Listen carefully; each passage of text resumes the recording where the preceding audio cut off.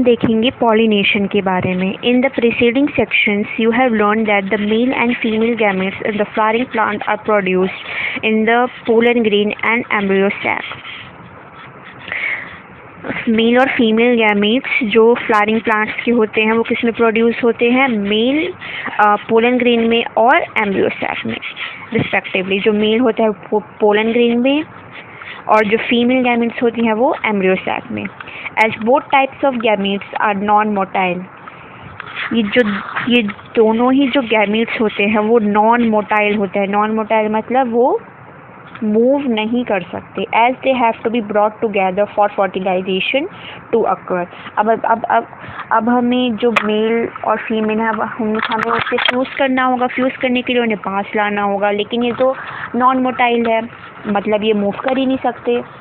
तो हम ये कैसे करेंगे? ये हम करते हैं पॉलिनेशन के थ्रू। पॉलिनेशन में हम डिफरेंट मीडियम्स यूज़ करते हैं जिससे मेल और फीमेल गैमेट्स पास आके फ्यूज़ और फर्टिलाइज करते हैं।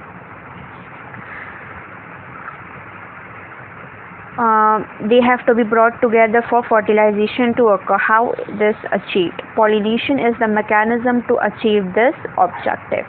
Transfer of pollen grains shed from the anther to the stigma of a pistil is termed pollination. Transfer of pollen grains जो कि एंथर से शेड होके आता है to the stigma of the pistil of a pistil is termed as pollination. जब हमारा जो pollen grain है वो पिस्टल पे आके गिरता है स्टिग्मा के, उसे हम पॉलिनेशन कहते हैं। Flowering plants have evolved an amazing area of adaptation to achieve pollination. They make use of external agents to achieve pollination. ये एक्सटर्नल एजेंट्स को यूज़ करते हैं जिससे पॉलिनेशन हो सके। पॉलिनेशन के काइंड्स कितने होते हैं? Depending on the source of pollen, pollination can be divided into 3। पहला होता है हमारा ऑटोगैमी। ऑटोगैमी मतलब in this type pollination is achieved with in the same flower. जैसे मान लो एक प्लांट है, उसमें एक फ्लावर है, वो जो एक फ्लावर है ना उसी के अंदर पॉलिनेशन होगी। Transfer of pollen grains from the anther to the stigma of the same flower में होते हैं। प्लांट तो सेम ऑफ कोर्स होता ही है, इसमें जो फ्लावर है वो सेम, बहुत सारे फ्लावर्स होते हैं ना एक प्लांट पे, तो ये एक ही सेम फ्लावर पे होता है pollination. In a normal flower which opens and expose the anther to the anthers and the stigma completely autogamy is rather rare. एक नॉर्मल फ्लावर में जिसमें which opens and expose anther to the stigma, जिसमें anther stigma पे जाके गिरे, ये जो complete autogamy होता है ये काफ़ी रेयर होता है। Autogamy in such flowers requires synchrony in pollen release and stigma receptivity and also the anthers and stigma should lie close to each other so that self-pollination can occur।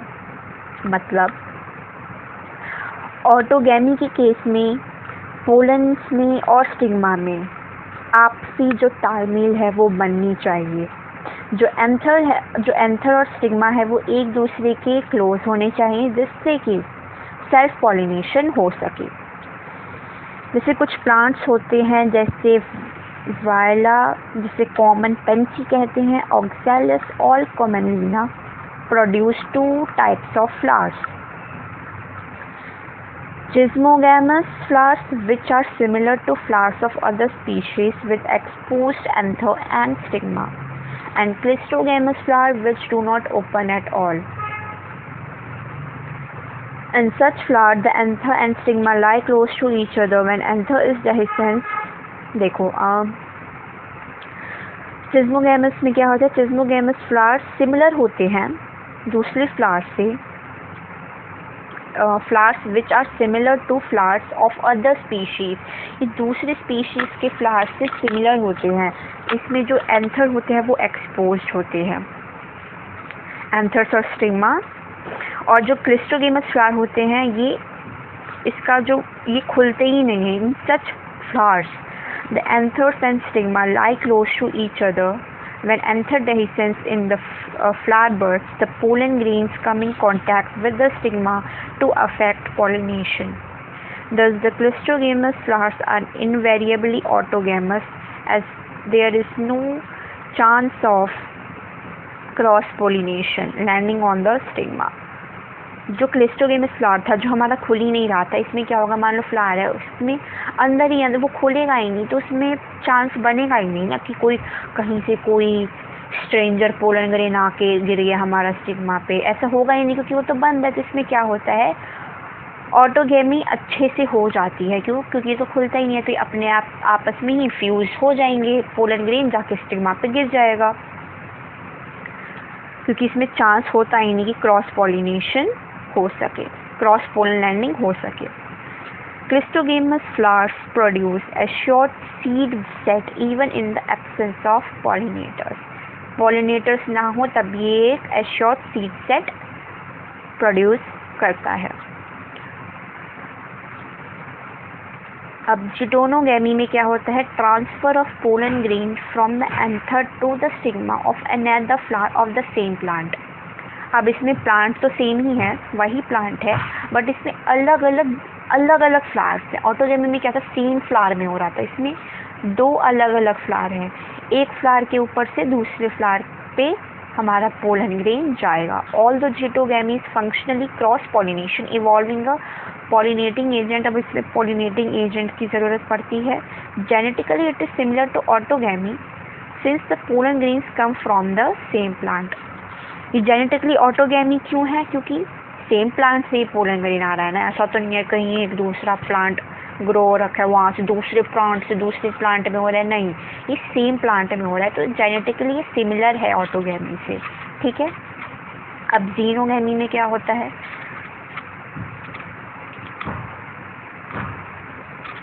Transfer of pollen grains from anther to the stigma of different plant. अब इसमें क्या होता है, दो अलग अलग plant होते हैं, एक प्लांट मान लो हमारा इधर है, एक प्लांट इधर है, इस प्लांट से इस प्लांट पे हमारी पॉलिनेशन होगी। This is the only type of pollination which during pollination bring genetically different type of pollen grains to the stigma.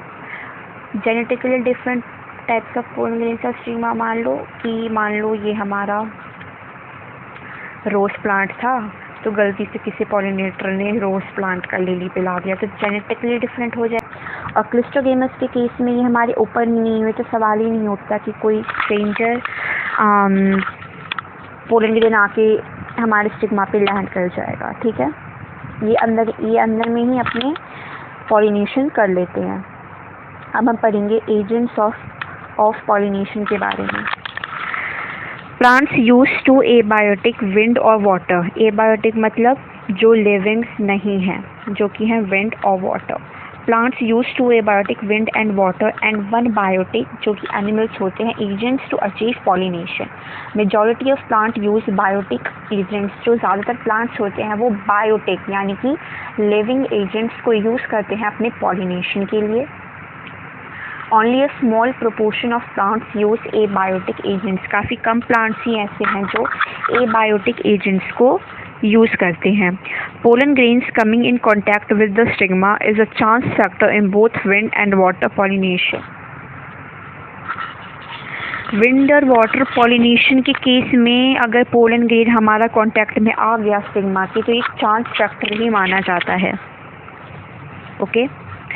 To compensate for this uncertainties and associated loss of pollen grains, the flower produce enormous amount of pollen when compared to the number of ovules available for pollination. तो अब मान लो ये chance की बात होती है कि हमारा पोलन ग्रेन जो है वो स्टिग्मा पे जाके लैंड कर ही जाएगा। मान लो कहीं और उड़ के चला गया, स्टिग्मा पे हमारा गया ही नहीं, तो इस चीज़ों को ये चीज़ें ना हो और हमारा जो पोलन ग्रेन है वो वेस्ट ना हो, पोलन ग्रेन हमारा लॉस ना करे, इस वजह से जो हमारे प्लांट्स है वो बहुत सारे पोलन ग्रेन जो है हमारे प्रोड्यूस करते हैं।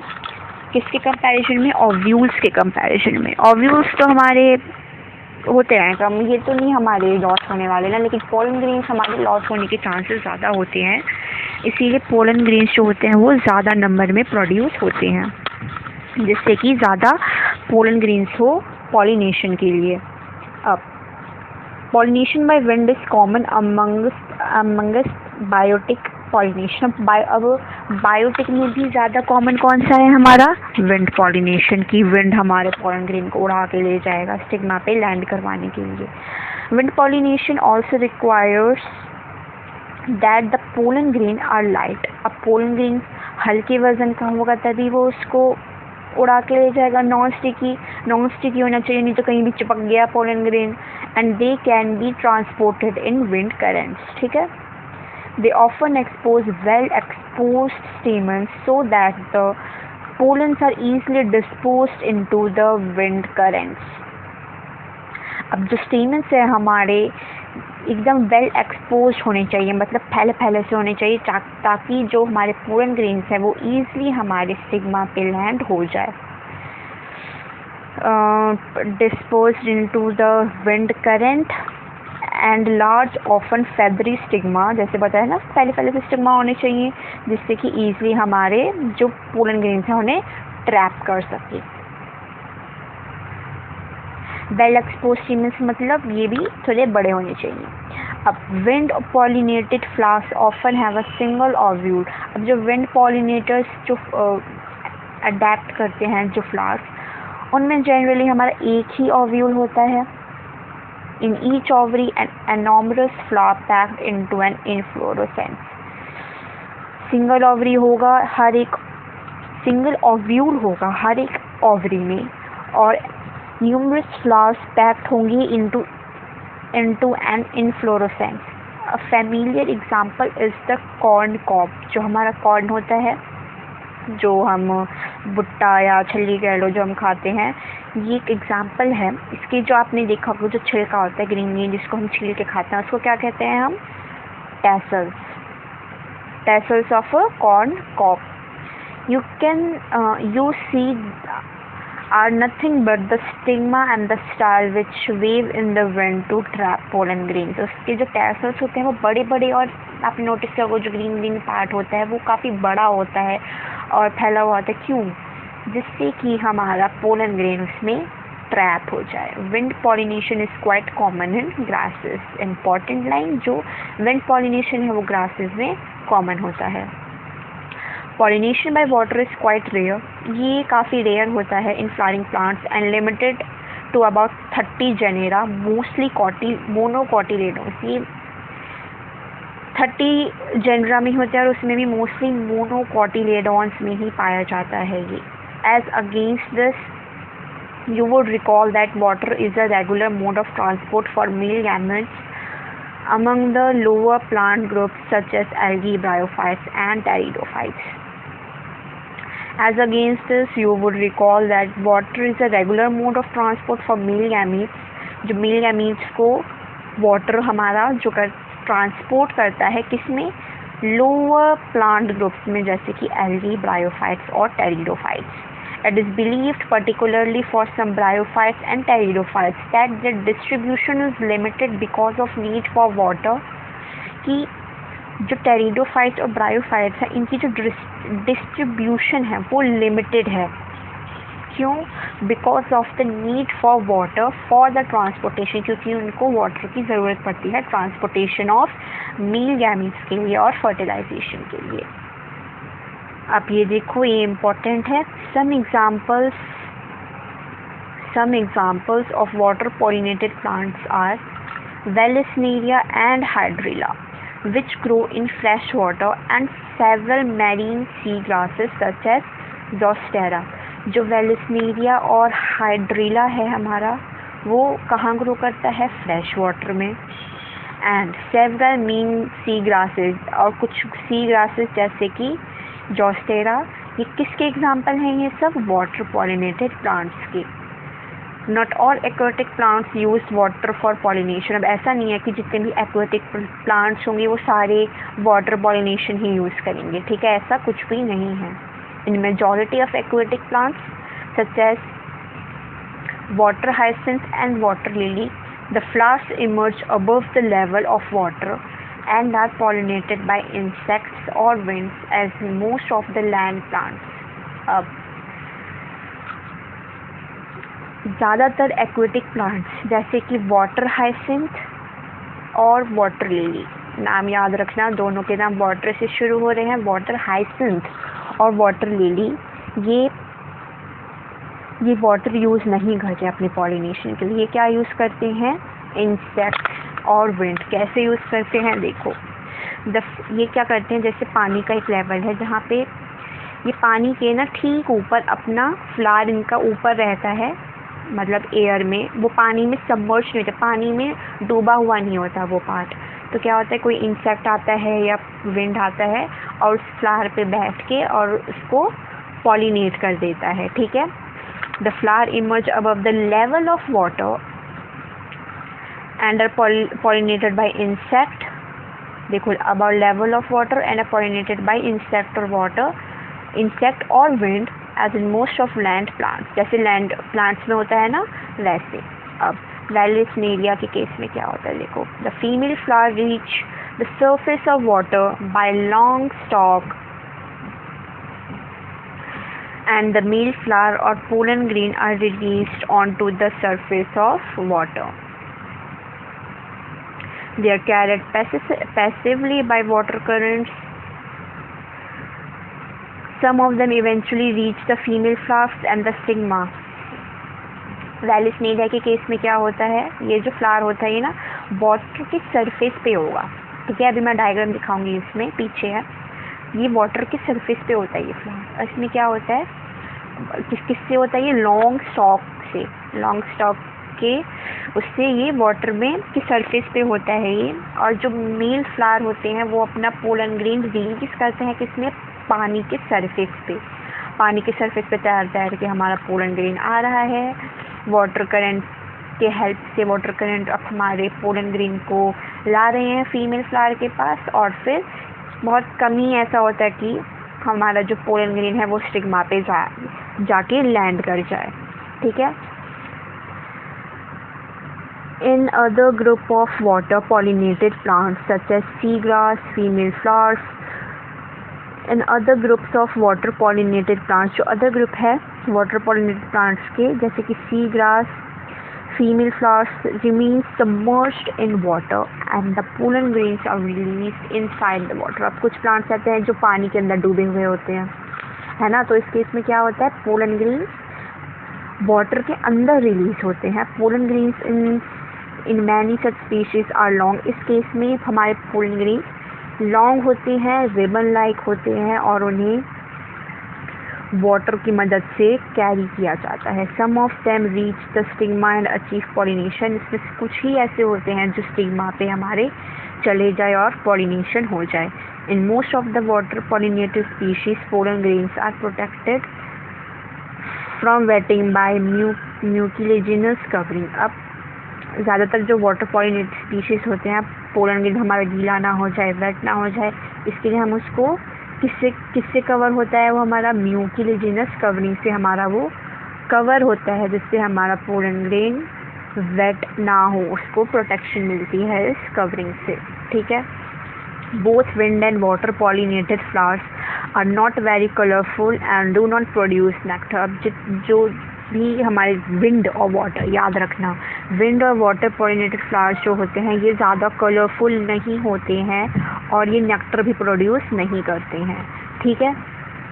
अब सीधी सी बात है, विंड और वाटर क्यों ही कलरफुल होंगे, उन्हें थोड़ी ना बीज को, जो हमारे मधुमक्खियाँ, उन्हें अट्रैक्ट करना है अपने कलर से, या फिर उन्हें नेक्टर देना है, इनको तो कोई काम नहीं है, इनका तो इंसेक्ट से कोई लेना देना ही नहीं है, तो ये कलरफुल और नेक्टर क्यों प्रोड्यूस करें, क्योंकि ये विंड और वाटर पॉलिनेटेड होते हैं। आगे देखेंगे।